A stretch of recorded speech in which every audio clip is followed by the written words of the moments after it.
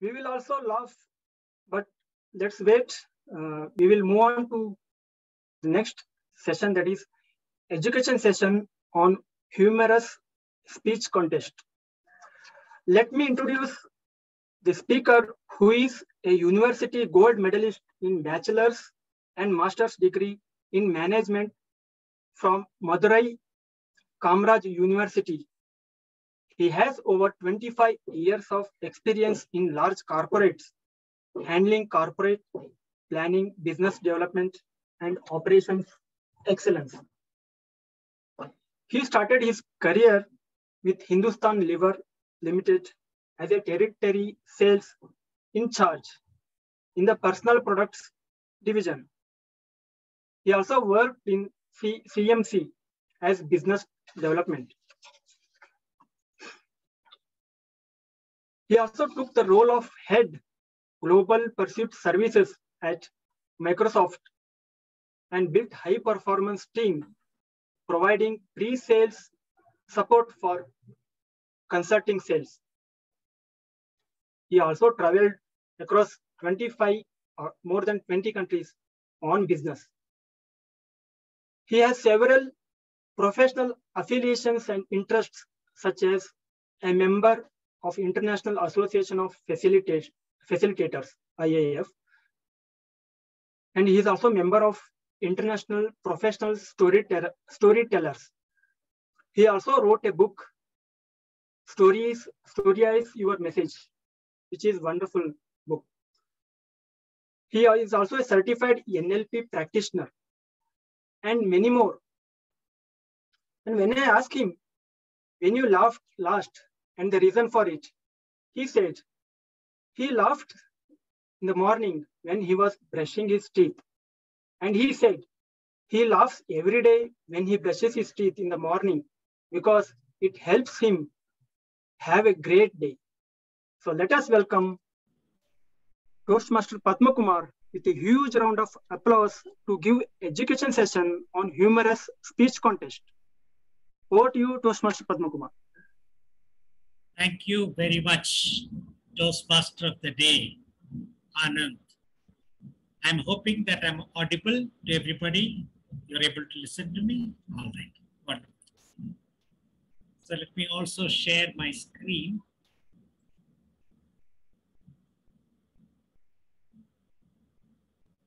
Can you all see my screen?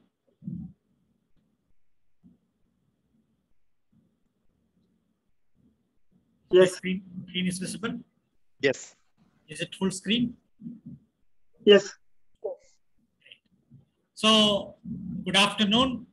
One point that Elan, I'm happy to be back in Elan because not too much in the recent past, I was actually a member of Elan Toastmasters, and I still consider it to be my second home as far as club is concerned, and I owe a lot to all the members of Elan for whatever I have gained from the Toastmasters practice. Now, today we are going to focus on adding humor to our speeches. Adding humor to our speeches. Now, first we will see what humor education session is and what it is not. It is very important to have that distinction before we start off on the exercise. Now, can you see something displayed here? What do you think it is? Biryani. Biryani, absolutely, absolutely. It is mutton biryani, but the mutton pieces are probably hiding somewhere inside. So when you look at this biryani, you may think I'm going to serve all of you biryani, but I am not going to serve any mutton biryani today. What we are going to discuss is how to make mutton biryani. In other words, we are going to look at all the ingredients of a humorous speech and not listen to a humorous speech. So rest assured, the next 20 minutes or so, we're going to learn how to craft and how to deliver a good humorous speech. And I don't want to make it theoretical. So as much as possible, I will be giving you building blocks of different types of humor that you can incorporate in your speeches to make it more humorous. One can talk a lot about the benefits of humor, etc. I think Anand has already done a wonderful job on that. So I don't want to repeat all of those things. We will look at some examples of humor that you can appreciate, and then if it sits well with you, you can consider incorporating it in your speeches as well.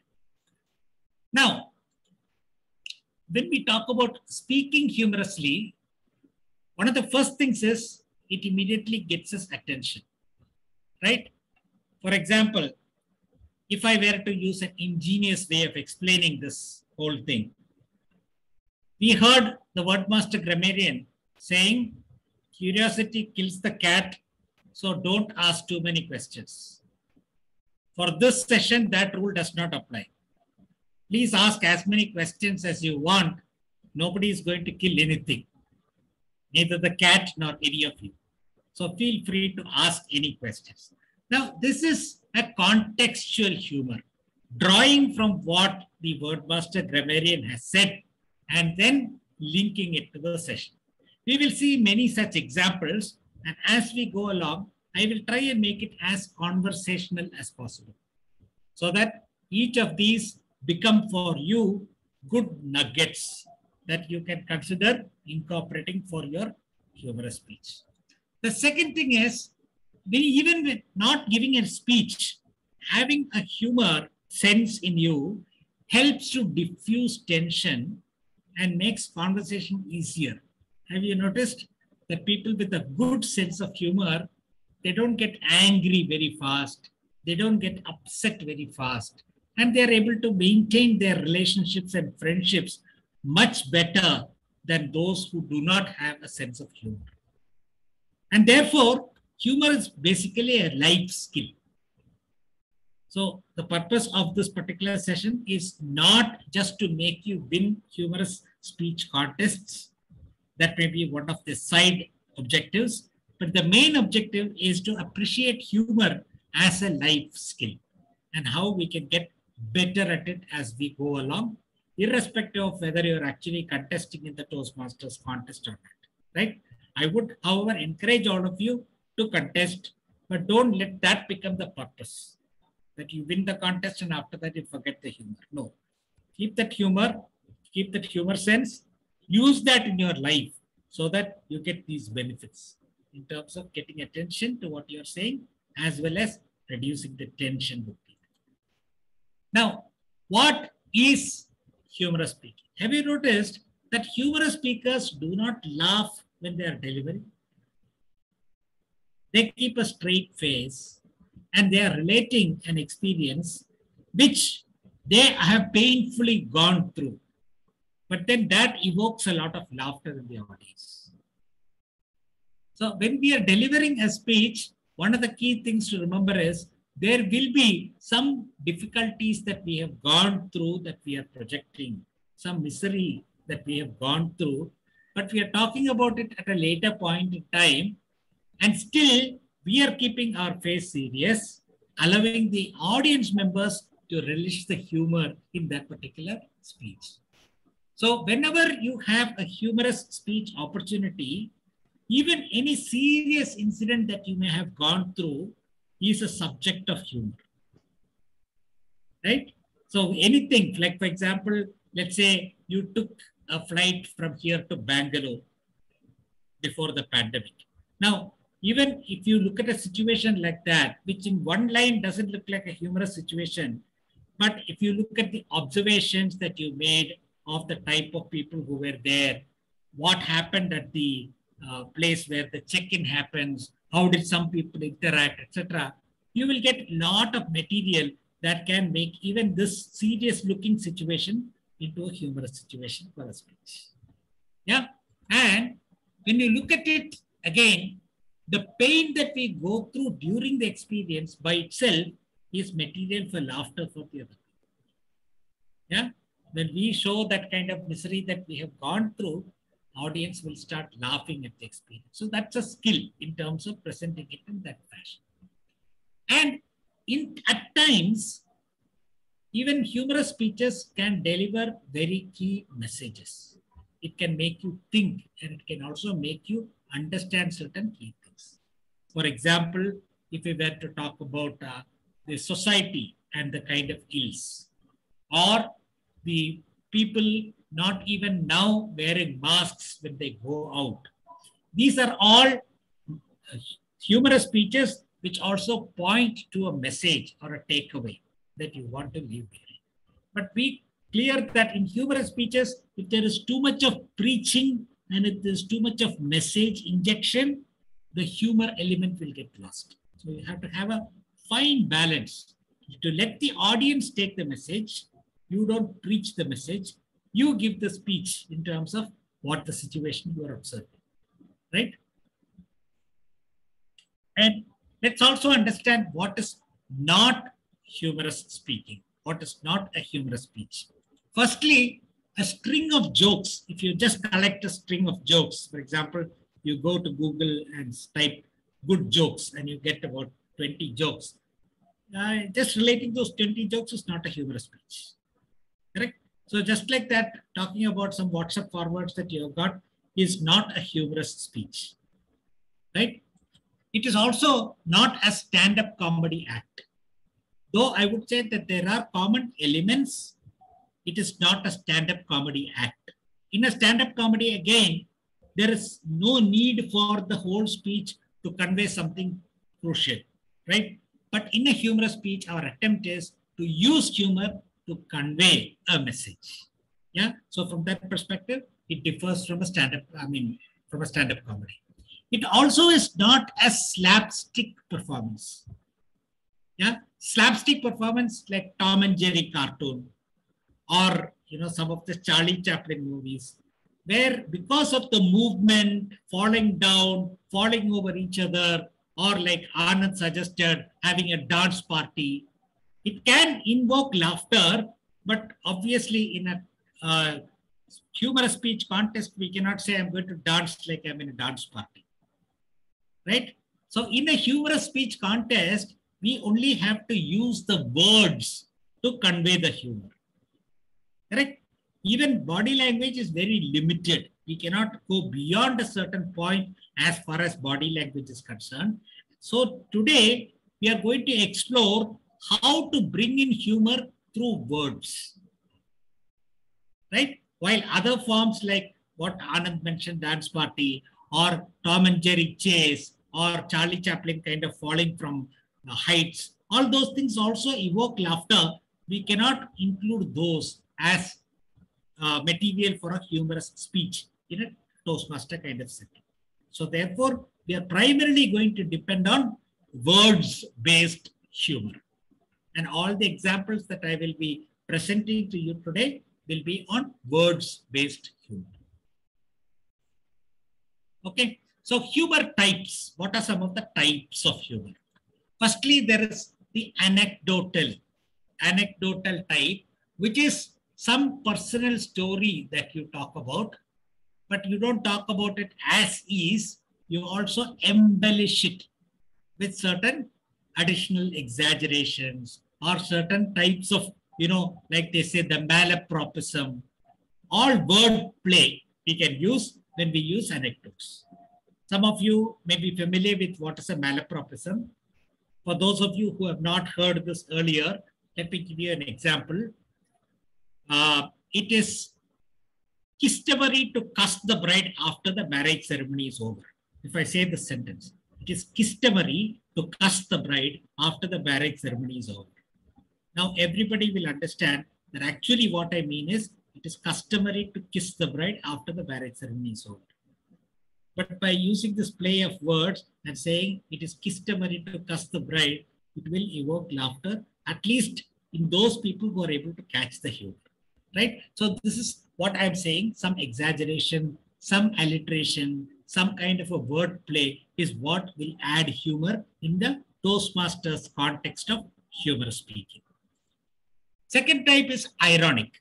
Ironic is, you state a certain thing, but actually you mean something else, right? For example, if you say, congratulations, today is the third day that you have come in late. you're actually not congratulating. It's an ironic statement that you're making, right? So any such kinds of caustic remarks that you're making also can add a lot of humor to your speech, because you're actually not meaning what you're saying. You're saying something, it means the exact opposite of it probably, right? And the other is what is called the highbrow type. This you can see in, if you have watched any of these British serials like Yes Minister or Yes Prime Minister. Some of those British serials have that typical British humor. It is called highbrow humor because it takes a lot of thinking to even understand the humor that goes behind it. But my advice is, in Toastmaster contest, it is better not to use too much of highbrow humor, because within the limited time, if you find out that out of the 10 jokes that you cracked, only 2 of them landed well with the people, others 8 they didn't even understand, then it is going to be very, very not very functional, right? Even if they realize the joke after they go home and then say, oh, that was the joke, is it? But by then the results of the contest are already announced, right? So my suggestion is, don't use too much of intellectual humor or highbrow humor. Try to keep it as much as possible easy to understand. Then there is the hyperbole, which is an extravagant exaggeration. For example, if I were to, I will have some examples as I go along in the, but if I say I am dead tired, it doesn't mean that I'm dead, right? Using the dead tired is what is called a hyperbole. I am exaggerating to that extent, right? Or if I say I am so hungry that I can eat a full pig, it doesn't mean that I can eat a full pig, but it shows how hungry I am. So such kinds of things also help in terms of exaggerating or bringing in that kind of a humor. There is also this self-deprecatory humor, which is the joke is on ourselves. Like if I'm speaking on the stage, then if I make jokes about the way I look, or the fact that I don't have hair, or the fact that if I remove my specs, I cannot recognize anything, these are all self-deprecatory humor. The advantage in self-deprecatory humor is nobody else gets insulted or annoyed because the joke is on yourself. Yeah. So this is one good way of making jokes, self-deprecatory or focusing on oneself for the jokes. Then there is the situational humor, right? That humor works in that situation, but it may not work in some other situation. For example, imagine that you are delivering a humorous speech at an area level, and there are 60 people sitting in the audience, and suddenly the mic halfway through does not work, right? When the mic starts working again, do you just continue the speech from where you left off, or do you have an interjection at that stage, which is situational? You use that only because the mic did not work for 30 seconds. So if you are quick thinking on your feet thinking, then you will be able to incorporate these. Or for example, as you are delivering your humorous speech, suddenly there is a big thunder, right? So you can look up and say, oh, God is also laughing at it, or something to that effect. So these are situational, and you cannot plan for it in advance, but you need to be alert to look at any situation and see if there is some humor that you can derive out of it. Yeah. Am I seeing the yellow card already, or is that the yellow wall of Varshini? No, we still have time. Oh, okay. I'll remind you. This was not meant as a humor, but it was a genuine question. Okay. Now, moving forward, let me give you some samples of the various types. Like I said, I don't want to make this session theoretical. As much as possible, I'm going to give illustrations and examples so that if you like it, you can pick up something like that and incorporate in your speech. Anecdotal, an example. The new employee stood before the paper shredder looking confused. Right? Need some help? The secretary asked. Yes, he replied. How does this thing work? Oh, simple, she said, taking the fat report from his hand and feeding it into the shredder. What is a shredder? What does a shredder do? It cuts the paper into so many Absolutely. pieces. Into indistinguishable thin strips so that the whole thing will be destroyed. And now comes the punchline. Now comes the key line. Thanks, but where do the copies come out? So what was he thinking that it is? What was the employee thinking that this machine is? Photocopy machine. Photocopy. Yeah, photocopy. Now, when you relate it like this, you don't say that he was thinking it is photocopy right in the beginning. Then the joke is completely gone, right? You have to maintain that whole thing saying, as far as the employee is concerned, in his mind, he's a new employee. He's seeing a machine for the first time. He doesn't know. He's holding a report and he's just asking, how does this thing work? And the secretary, being ever helpful, comes and says, here is how it works, and shreds the entire report. And the guy says, thanks, where does the copy come out? And that is where the humor will come out. Right? So this is an example of anecdotal humor. Let's look at another example of ironic. How do you bring irony into your speech? We call what we do as work. Whatever we do, we call it as work. Have you ever wondered why doctors and lawyers call what they do as practice? Whom are they practicing on? Yeah, so this is bringing the irony of it that professionals, whatever work they do, they are themselves saying, we are only practicing, man. Don't depend on the results that we can give you. Yeah, so this is an example of how you can bring irony into your speech. I'll give you one more example because this is a very popular form of humor, slightly difficult, but once you get the hang of it, you can use it to great effect. If flying is indeed safe, taking flights is indeed safe, why did they name airport as terminal? What is terminal? What is terminal?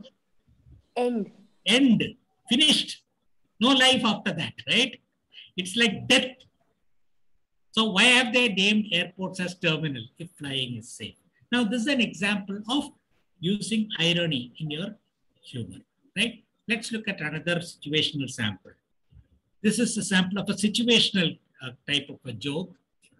I heard that they are planning a name change for our city. This works in the local context. I'm giving this joke because we are here in this location. You'll see why in a moment.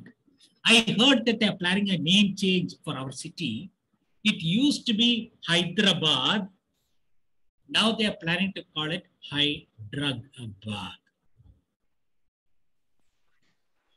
This obviously works only in Hyderabad with the Hyderabad gang, and only they will be able to relate to this. Of course, others may laugh at it, but it doesn't impact them as much because we know the kind of situation, the number of drug cases that are getting caught on regular basis, etc. We know, and therefore it works in a situational context.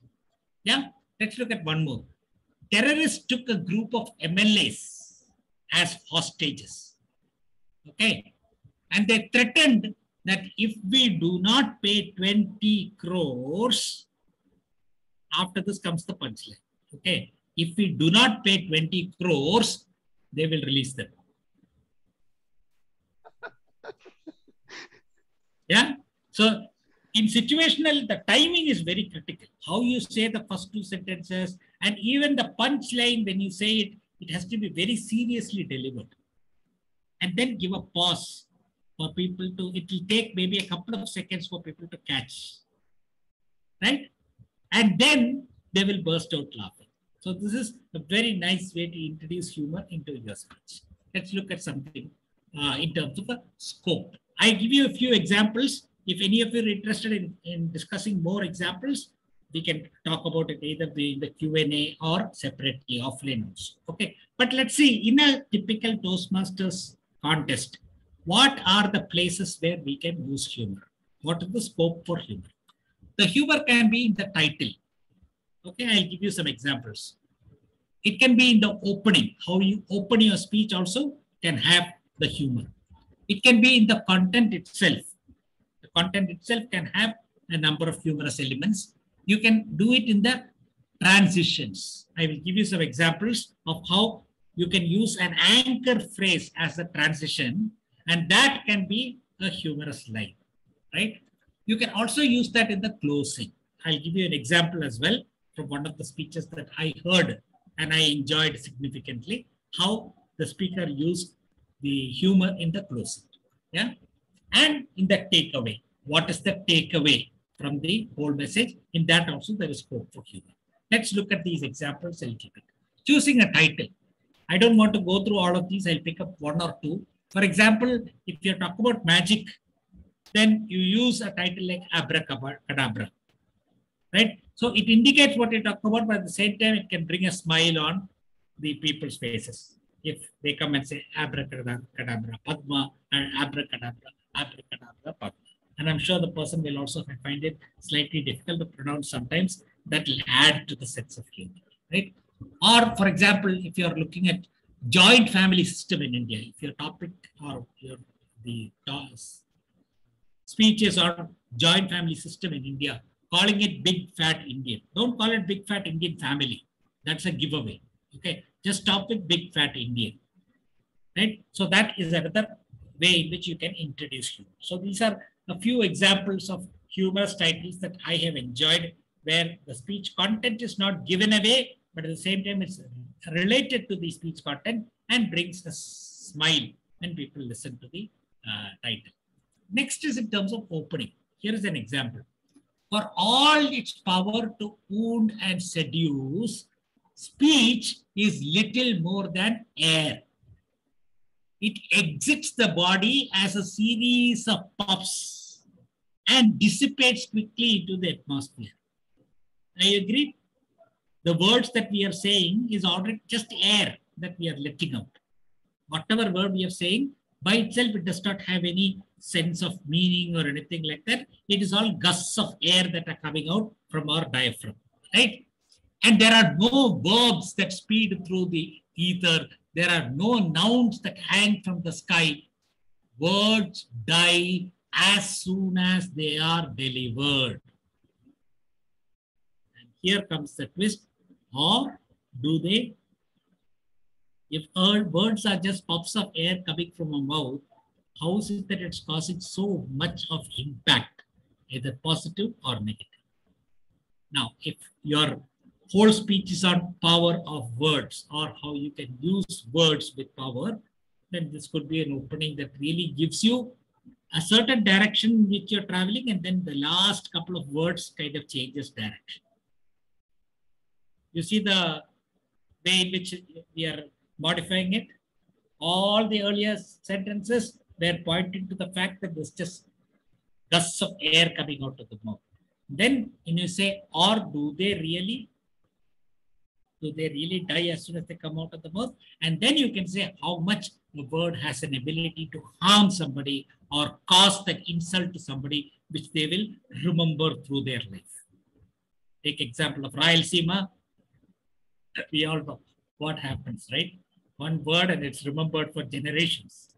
And they want to take revenge. I'm not specifically pointing to Rayalaseema. If there are any people from the area, I don't intend to cause you any mental agony or anything, but that's the general kind of an impression about very, very strong-willed people, right? Words are not just puffs of air for them, right? Okay. Now, using word play or personification. Again, an example. As soon as I see the green card, I'm going to wind down on examples, okay? Because I just put in a few examples because I thought some example may relate for somebody and then they may like to take it further. But I can definitely share with those of you who are interested, I can share the full list as well. Now let's look at a personification example. When I need to buy a shirt, I go to one shop and tell the shop assistant my size 40 and the color white. And presto, I am ready to take out my credit card. That's all it takes. White 40 and take out the credit card. But when I take my wife out shopping, The credit card is tested for its patience. Look at how it is being personified. The credit card is being personified. It keeps popping out of my wallet and asks me, Padma, done. And I say, no, mate, not yet. Hang in there. My credit card and I wait for eons in front of several shops. You see how I'm making the credit card like a person, personifying it, right? Finally, what started as a campaign for one salwar suit ends up as 12 bulging bags and a deep dent in my credit card's self-esteem due to the multiple swipes. You see how I've given a personality to the credit card and made it like a human being, right? So this is another way in which you can add humor in our speeches. You can also use contextual exaggeration. He asked to borrow the timer cards. This works at Toastmaster settings very well, okay? He asked to borrow the timer cards on his way to the hospital for his second child's delivery, since his wife took too long in the labor room for the first child. So now he's going to show the green card, yellow card, red card, and 30 seconds grace period. You better deliver by then. Yeah. This is contextual exaggeration. Like contextual because it works in the Toastmaster context. Timer cards may not be known to people outside the Toastmaster community. You can also use misdirection. What is misdirection? It appears as if you are going in a certain direction. Suddenly you take a U-turn, a complete about turn. Let's look at an example. Creating a gap between expectation and reality. That is what is the misdirection, setup and twist. Those of you who have heard Rajshekhar's humorous speech education session will relate to this. He talks in detail about this. How do you do the setup and how do you do the twist? Yeah. So here's an example. I bought a skipping rope after seeing an advertisement that it helps in weight reduction. Turned out that it was a pure ripoff. The ad was a pure ripoff. I had to do the skipping myself. So it takes maybe a couple of seconds for the humor to get in, but then buying a skipping rope, just because it's advertised that it will help you to lose weight, is not the end of the story, right? You have to do the skipping after buying the skipping. This is an example of misdirection. Another very favorite one of mine is, my grandmother is 92 years old and she still doesn't use glasses. My grandmother is 92 years old and she still doesn't use glasses. She drinks straight from the bottle. Yeah. So this is an example of misdirection. Now, you can also use puns for your speech. For example, what is the difference between a teacher and a train? You ask the question and then you give her a very frivolous kind of an answer, very stupid kind of an answer. It says, the teacher says, spit out that gum. Use vocal variety also, okay? Don't just say, the teacher says, spit out that gum. The speaker says, spit out that gum. And the train says, choo, choo, choo, choo, choo, choo, choo, choo, choo. Okay? Now, one more example. Why are men with pierced ears better prepared for marriage? You know, pierced ears, the hole in the ear, which is put when the child is very small. Even men who have pierced ears are considered to be better candidates for marriage. Why? Because they have experienced pain. And they have bought jewelry. Yeah. So this is an example how stage by stage you are unveiling and you are using a pun. As in, you know, better prepared means what? You think generally, a person can wear some earring or something like that and therefore better prepared for marriage. But then ultimately when the whole joke is covered, then you realize that it was spent in a completely different kind of fashion. And when you look at a punch straw man, this again is something that Rajshekhar covers. Premise, pause, and punch. Right? You set the premise, then you give a pause, before you give the punch statement. Let me give you an example. People exaggerate that parents in India pressurize their children to only become a doctor or an engineer. That is not true. Then you pause. You say, they don't pressurize. Pause. They blackmail. Yeah? So this is an example of the punch straw man, where you give the premise, give the pause. The pause is very important. And the pause is where people will wait for what you're going to say next. And if that turns out to be unexpected kind of thing, then it can evoke humor. I'll give you one more instance of how you can do this. This is called the rule of three, zing, zing, bang.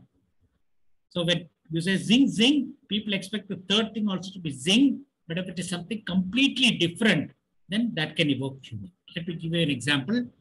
Expected, expected, pause and shock. Okay, 1, 2 and C, or A, B and 3. Right? These are ways to remember this. Let me give you an example. Have you realized that the things you really like always cost you a little more money?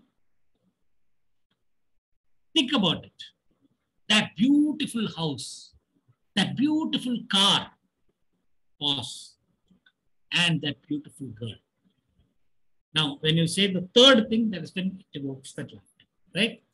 Let's look at one more example. Our wedding package contains everything you will need.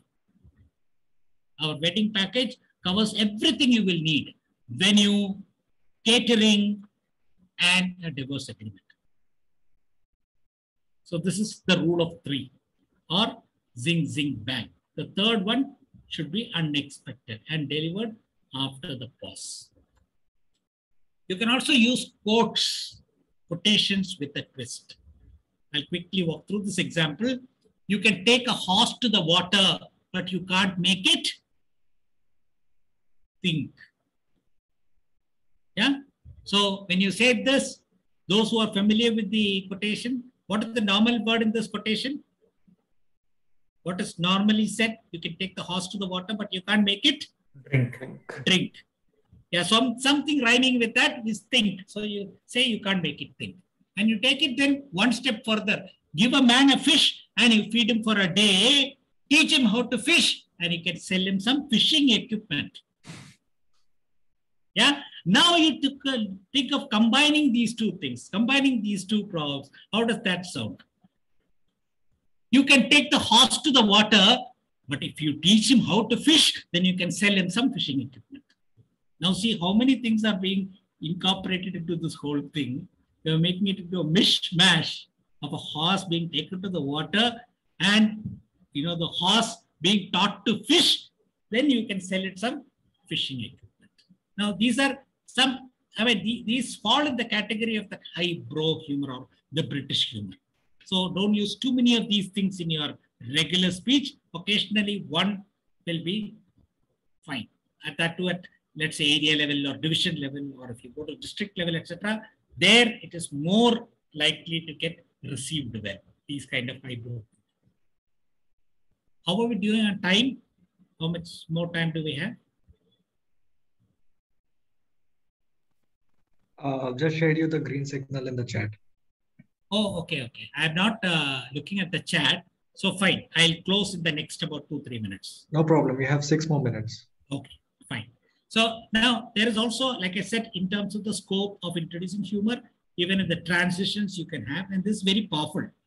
You can have one line which you will repeat at regular intervals during the speech, and that serves as a connector between the earlier paragraph and the next paragraph, and that becomes so memorable that after about 2 or 3 times, you don't have to tell a full sentence. You start and the audience will finish it for you, right? So I've had several examples I have used, I've heard others using. So I really love this.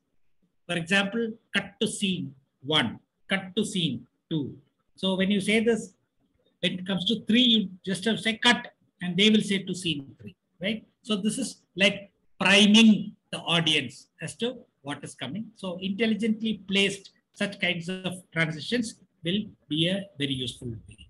Other thing was I had given a speech once saying God was a wise guy. And I used this about 5 times in the speech. Only 3 times I had to say this. The 4th time I just said God, and the audience said was a wise guy. And the 5th time, when it came to that particular thing, I just looked at them and they said God was a wise guy. Right? So this is the power of retention, of how you can make your audience, flow along with you. If you have an anchor phrase that is easy to remember and easy to repeat, then the audience totally will be with you and they will finish the sentences for you. Yeah. Similarly, I heard a very nice speech on money was nowhere in the picture. The person was talking about various life events and how various great things happened for him and sad things happened for him. And every paragraph he ended with money was nowhere in the picture. And towards the end, his closing thing was, we give so much of weightage to money, whereas we find that in most of the situations, whether it's happy or not so happy, money was nowhere in the picture. Yeah. So that's an example of how the transition. Picture abhi baki hai mere dost is another famous kind of a line that people use. When you want to convey a story which has got multiple parts, at the end of one part, if people may think, oh, you come to the end of your speech, you can use this line, picture abhi baki hai mere dost. Similarly, elementary, my dear Watson, this is useful in certain kind of context. For example, if you want people to figure out something and then you're going to disclose something, and those kind of stages, it helps to say elementary. I'm just giving you some examples so that it sets you thinking. You don't have to use exactly these kind of transition statements, but I'm telling you that there is power in using some of these transition statements. Okay. And then in closing, how do you use humor in closing? Example, my doctor says, as you grow older and older, you need lesser and lesser sleep. Until the time you are so old that you don't need any sleep at all. And then you die. Going by current trends, I figure I have about 2 months left. Yeah, just 2 months, fellow contestants, judges, 2 months, over to you. So effectively, you're creating that kind of humor saying, hey, I just have 2 months left to live. Please, vote for me as the best, humorous speaker or whatever, right? So this is an example. Again, this is about the takeaway. This is from a speech by a winner at a district level called Romeo Nigombo. He used to work in Microsoft and I mentored him for this particular speech. Brilliant speech, brilliant speaker. He talked about mango people who are Aam Aadmi, right? Focused on the Naukri and Chokri. They are focused primarily on the Naukris and Chokris. And then there are Apple people who are the yuppie crowd who have iPhones with them and MacBooks and iPads and all that kind of thing. They are the Apple people. And then there are the coconut people who are politicians, very hard outside, but empty inside. There will be water and there will be nothing. So these are coconut people. And the 4th category is banana people. Bollywood beauties to peel and feel. So that was the subject of his speech. Okay. It doesn't matter what type of fruit you are. What matters is that we all grow on some tree. He was talking about the diversity in India. And here is where he was bringing the unity in diversity concept. Okay. So he says, it doesn't matter what type of fruit you are. What matters is that we all grow on some tree. All of us stand up for the same song. He didn't say what the song was that was displayed. Janagana Mana. All of us cheer for the same team. The cricket team. At that time, Dhoni was leading. So he showed a picture of Dhoni and all of us salute the same flag. So the Indian flag, irrespective of whether you come from northeast or west or whichever part of the country, we all salute the same flag. And then the final line, and desire the same girl. Yeah. So in closing also, you can have an opportunity to introduce humor. Now, I don't know if you expect me to cover the judging ballot. I just want to say that content itself will get 55% weightage. So just focus a lot on developing good content, which is humor. The delivery has about 30%. The language, accuracy of English language, grammar, etc., has only 15% weightage. So don't worry. Am I English ready to go and contest? Don't worry about that. You can still get 55 plus 30, 85% marks you can get just out of having great content and good delivery. Don't worry about your language. But if your language is also good, excellent. That's icing on the cake. Yeah. I will not go through these. I had just put down the details of each of the judging criteria. Those of you interested, you can always look at the judging criteria. That will give you a good indication about how the judges will mark you for various aspects. Yeah. Now we come to the summary of this session. We talked about the types of humor. We talked about anecdotal, ironic, highbrow, hyperbolic, self-deprecatory, situational. By no means is this a comprehensive list, but I just want to give an indicative list to you. Okay. And then you have the scope. Where all can be introduced? In title, in opening, in content, in transition, which is the anchor phrase from Andhra Pradesh, in closing, and in takeaways. Right? We have scope to introduce humor. And the tools that we use are wordplay or personification, contextual exaggeration, misdirection, puns and delivery, punch, rule of three, zing, zing, bang, and quotes with the twist. Yeah. So this gives you the overall thing. That brings us to the end of this session. And now go make your biryani and win your contest. And if your biryani turns out to be good, remember to invite all of us on this call for sharing the feast with you. Thank you so very much. Back to you, Toastmaster of the day. And yeah, if we have any questions, so we utilize this opportunity to ask the question from Toastmaster Padma Kumar. If you have any questions, please raise your hand virtually, and then the TMOD can acknowledge.